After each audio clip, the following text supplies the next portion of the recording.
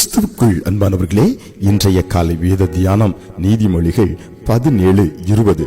மாறுபாடான இருதயம் உள்ளவன் நன்மையை கண்டடைவது இல்லை, புரட்டு நாவுள்ளவன் தீமையில் விழுவான். அன்புக்குரியவர்களே, அநேகருடைய வாழ்க்கையிலே நன்மையை காண முடியாதபடி தங்கள் வாழ்க்கை முழுவதும் ஒரு தீமை கலந்த அனுபவத்திலே சித்திரவதை படுத்தப்பட்டு கொண்டிருப்பதை காண முடிகிறது.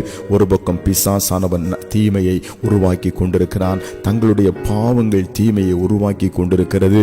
ஆனால் தேவன் விரும்புகிற ஒரு வாழ்க்கை தீமையில் வாழ்வது அல்ல, நன்மையில் வாழ வேண்டும் என்று தேவன் விரும்புகிறார். ஹல்லேலூயா.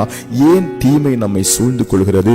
வேதம் சொல்கிறது, மாறுபாடான இருதயம், மாறி மாறி போகிற இருதயம் உலகத்தோடு ஒரு நாள் சாய்கிறது, ஆண்டவரோடு ஒரு நாள் சாய்கிறது. பாதி உலகத்துல பாதி ஆண்டவருக்குள்ள இப்படி நிலைவரமான ஒரு இருதயம் இல்லாமல் இருதயம் மாறுபடுகிறதுனாலதான் சாத்தான் அந்த தந்திரமாய் அந்த நேரத்தை சூழ்நிலையை பயன்படுத்தி தீமையை நம்முடைய வாழ்க்கையில விதைத்து விடுகிறான். இந்த தந்திரத்தை அறிந்து செயல்பட வேண்டும்.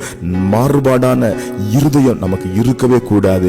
நிலைவரமான ஆவியோடு, முருக பற்றி பிடிக்கும் ஆவியோடு நேசரின் பாதத்தை பிடித்து முன்னேறுவோம். நிச்சயமாய் நம்முடைய தீமைகள் நம்மை விட்டு மாறும். நம்முடைய சூழ்நிலைகளில் ஆசீர்வாதங்கள் வந்து இறங்குவதை நீங்கள் காண்பீர்கள். தயவாய் இன்றைக்கு புரட்டு நாவை நாம் வெறுத்து விடுவோம், மாறுபாடான இருதயத்தை வெறுத்து விடுவோம். கர்த்தரின் நன்மையை பெற்றுக் கொள்ளுவோம். செபிக்கலாம். பரலோகத்தின் பிதாவே, இந்த காலை வேளையிலும் புரட்டு நாவுகள், புரட்டி பேசுகிற நாவுகள், மாறி மாறி பேசுகிற நாவுகள், மாறுபாடான இருதயங்கள் இப்பொழுது குணப்பட கர்த்தருடைய ஆவியானவர் அசைவாடும்படியாக ஜெபிக்கிறோம். இந்த நாள் முழுவதும் பிள்ளைகளுடைய வாழ்க்கை நன்மையிலே தங்கட்டும். இயேசுவின் நாமத்தில் ஆமென்.